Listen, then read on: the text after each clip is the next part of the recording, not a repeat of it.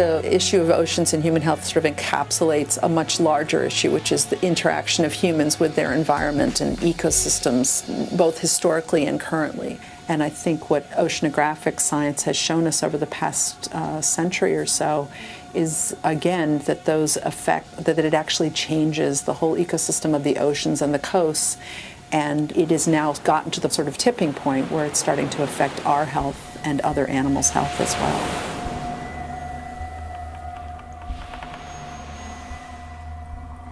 The Deepwater Horizon spill was a very unusual event.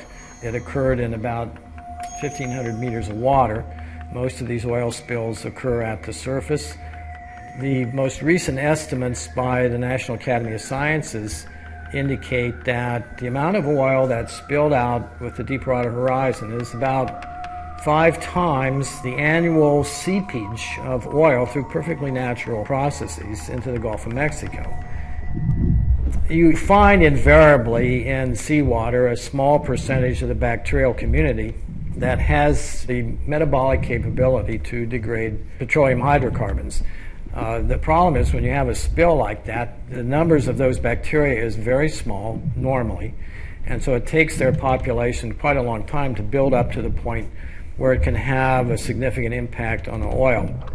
You know, even now, several years after the accident, you still find, for example, tar balls, and you look in some of these fish and shellfish, into dolphins, porpoises, you find the presence of the oil, and you also see adverse effects, mutations, problems with reproduction, and so forth. And eventually you wind up with these rather refractory, typically high molecular weight compounds that unfortunately hang around for a long time. We're polluting the oceans, and we have been for literally thousands of years, particularly our coastal oceans, but now more and more our deep oceans. So things like the man-made chemicals we make have ended up in the oceans, like DDT, pesticide. And it's ended up not just in the oceans, but in the food chain that we ultimately consume.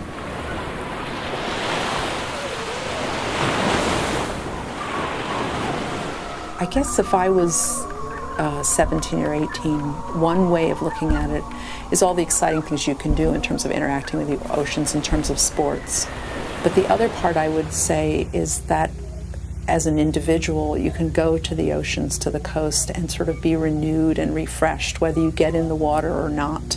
No matter what you do there, you will feel better, and we have the science that shows that that's true.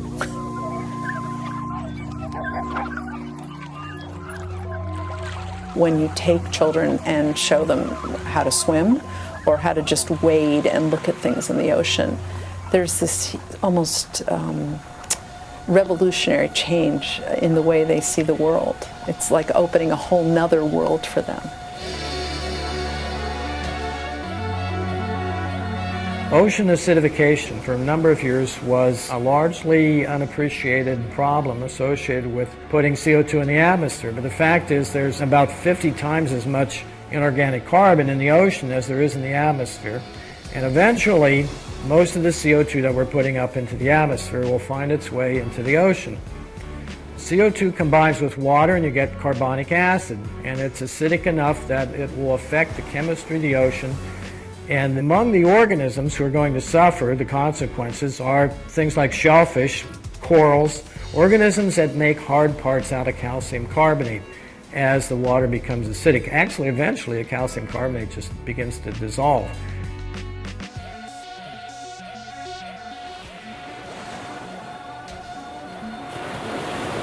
In the past, all my messages as a scientist have been very negative, and I think policy makers have a lot of trouble listening to endless negative messages.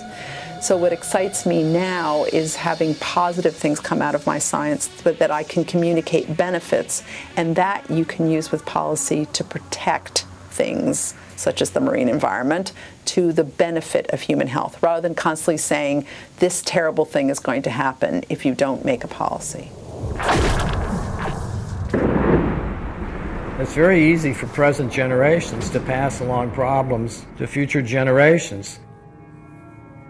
The human beings who are going to suffer the consequences of this haven't even been born.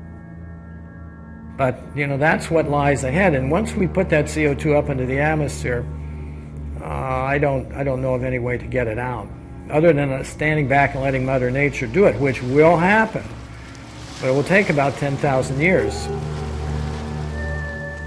So we've taken for granted the fact that the oceans can help us and have been helping us deal with a lot of our sort of terrestrial problems and atmospheric problems. So on land, if we have problems with waste, we let it go in the oceans and it's not a problem anymore. Or if we have problems with air pollution and increasing levels of CO2, of carbon dioxide, we let that be absorbed by the oceans and it's not a problem anymore. So if you mistreat yourself in terms of your health or your surrounding family or environment, that comes back to haunt you. The ocean is just an extension of that.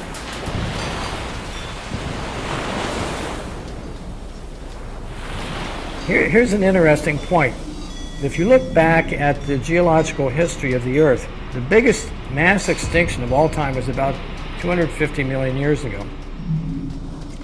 And just prior to that time, conditions on the Earth, the temperature and the amount of CO2 in the atmosphere were very similar to what they are right now.